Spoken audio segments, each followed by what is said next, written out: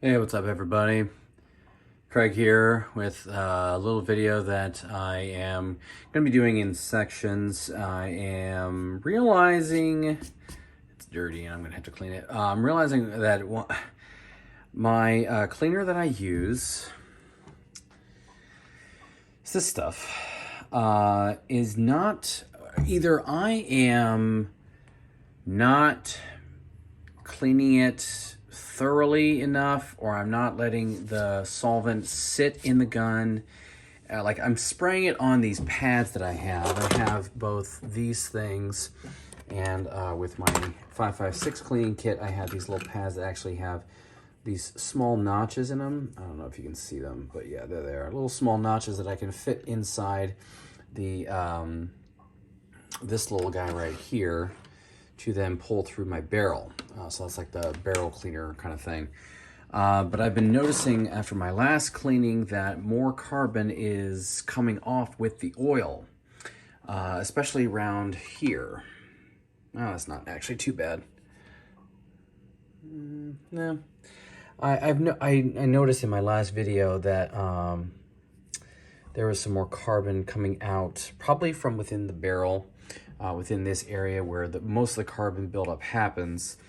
And I'm actually also getting some off my 22 as well. If you see here, first of all, it's empty.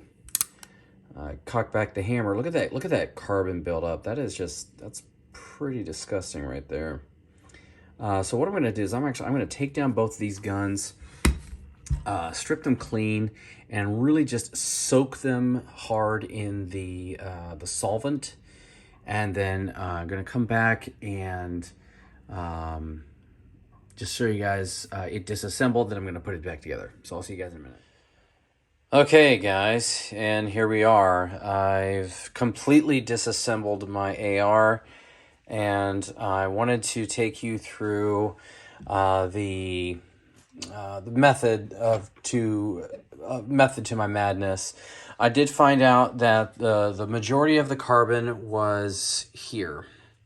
This is the bolt carrier group for an AR-15, and these bolt carrier groups are pretty standard in all of these types of firearms. You're going to have, this is the bolt carrier grouping, and these are the pieces that go in it. This is the bolt itself.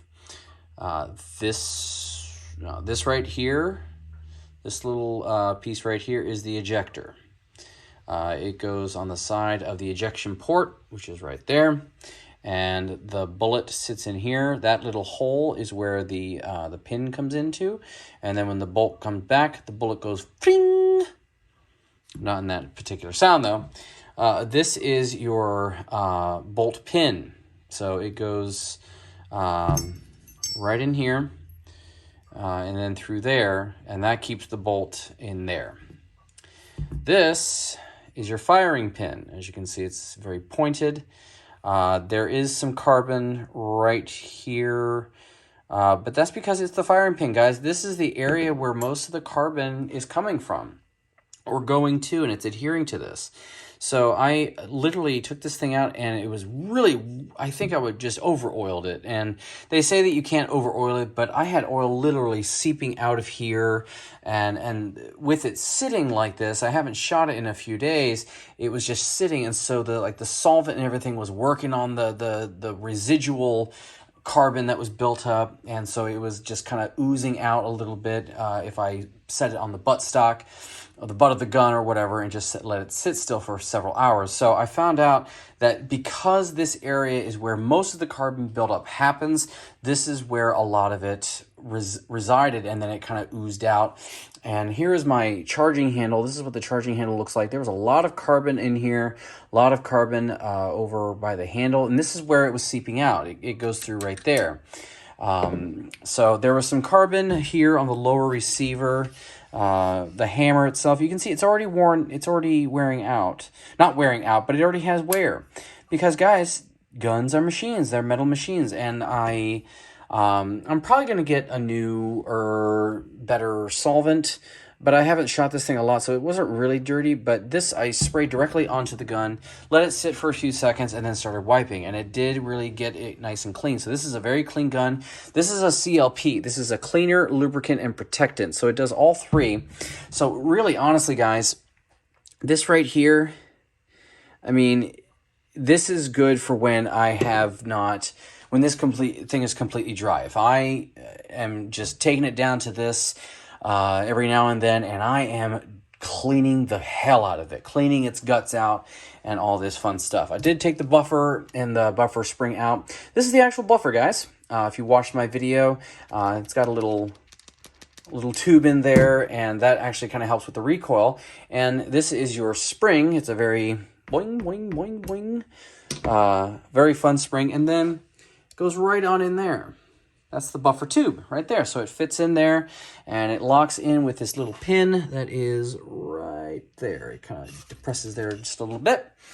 So my hands are very well used and very well solvented. That's not a word, but these don't, the nice thing about these solvents is they don't have harsh chemicals, and they don't have carcinogens, so I don't have any fear of cancer or anything like that. So what I'm going to do, I'm not even going to oil this thing, because this stuff right here is the lubricant, protectant, and cleaner all in one. So as you can see, it's got a nice sheen. I rubbed this down. It's got a real nice slick sheen to it. Everything on here, you can see it's very shiny.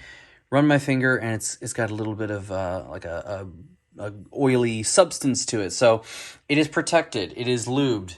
So I'm not going to lube this thing up and oil this thing up. I'm not even going to do that in here. As you can see, it's shiny.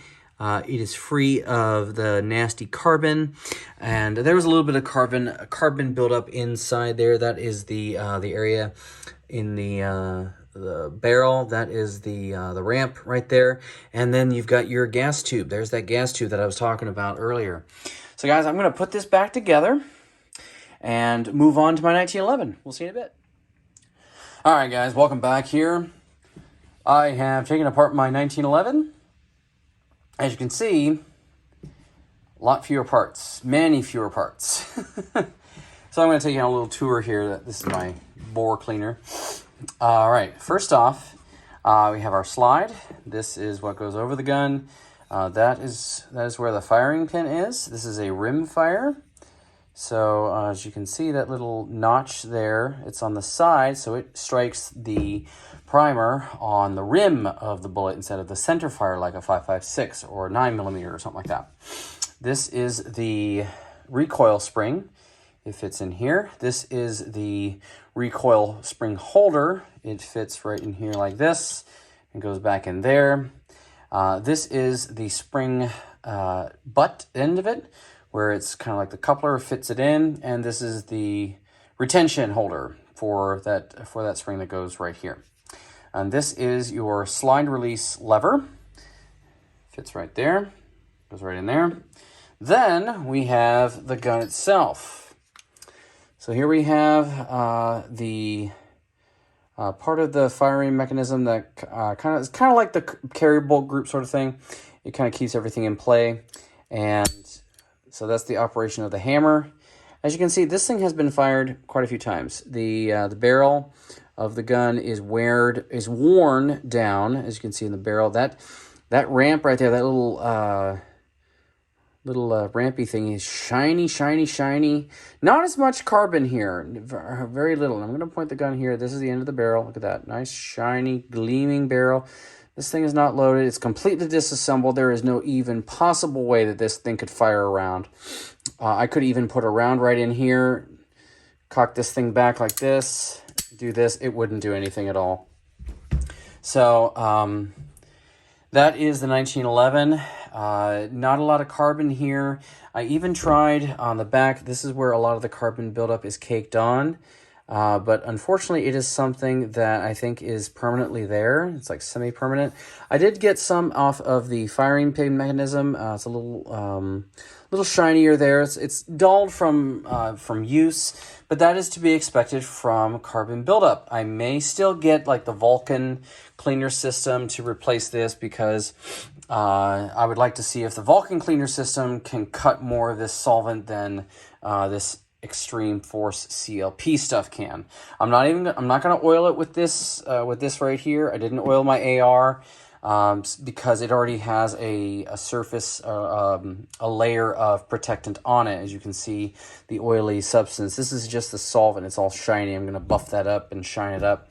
But guys, this is the 1911 Colt 22 disassembled. I'm going to reassemble it and be coming back to just give you my final thoughts. See ya.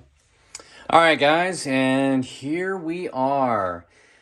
My beauties are all cleaned up, and they're nice and shiny. I do feel a lot better regarding the reassembly of these things.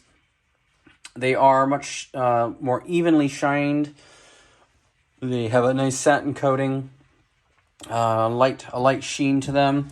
I will say that I'm not going to be oiling them as much as I used to because I was of the notion that, oh, you use this stuff and then, oh, you've got to use this stuff and you got to put, so much on. And I've watched videos where people say, oh, you can never oil your gun too much and yada, yada, yada. Honestly, guys, I mean, even you can see right here that there's still some stuff on it. But guys, I am honestly still learning. Yes, that's the beauty of gun ownership. You always are learning. You're always finding new things out, and you're continuing your education on firearms, which is really cool. So guys, these are completely unloaded guns. See there, and this is an unloaded gun as well. It's also unsafe. But my final thoughts are, first off, I'm not going to be globbing on the oil here. This is a protectant as well as a lubricant. As you can see, I use it a bit. I've had this gun here for a little over a year. I just got this one. I just built it not a month ago, and I've shot it already and I cleaned it up because not because I needed to, but because I wanted the experience of cleaning an AR.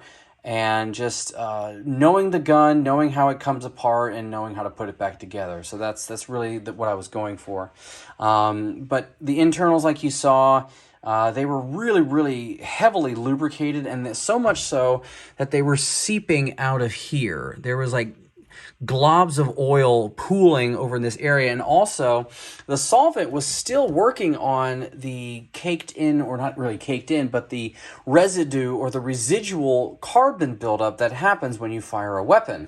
It's the nature of everything. A bullet has carbon from the powder, and it's going to well, one thing, guys, oil is a huge attractor of carbon, dirt, dust, grime, you name it, because it's a thick, goopy substance. It's not gooey or stringy or anything.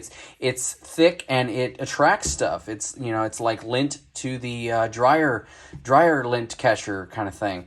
So I'm not going to do a bunch of oiling on these things because right now these things are already lubed up and they're ready to shoot.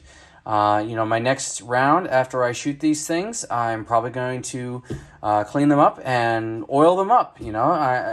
Just to keep up with the maintenance, so that things like what you saw with this one, it's going to happen. I mean, the charging hammer has already shown the coating starting to wear off because it's metal on metal, guys. It's touching metal, and that's why you lubricate your stuff, is to make sure that metal on metal stays clean. It doesn't get rust. It doesn't have corrosion or anything like that. And same with the exposed parts. Keep it safe, keep it dry, keep it well lubricated, and all this kind of stuff. I mean, this had some carbon here in the serrated, the edges here, the gas exhaust. So I cleaned that out a little bit, but it's always going to happen. But keeping that cleaned out helps with the operation. So my ultimate final thoughts is not a lot of oil that's going to go in these things. I'm still going to keep up with the lubrication, every now and then, but I'm not going to put a lot in there because I don't want that to just pool up. And because, there's there's seams, and so the seams, it starts to seep out, and you know, the openings here, and then you've got the openings over on this side as well. You know, this is the dust port. The dust port can get some oil seeping out. The forward assist port, all this stuff, you know. And that's my final thoughts, guys. I hope you guys enjoy the video, and I'll see you later.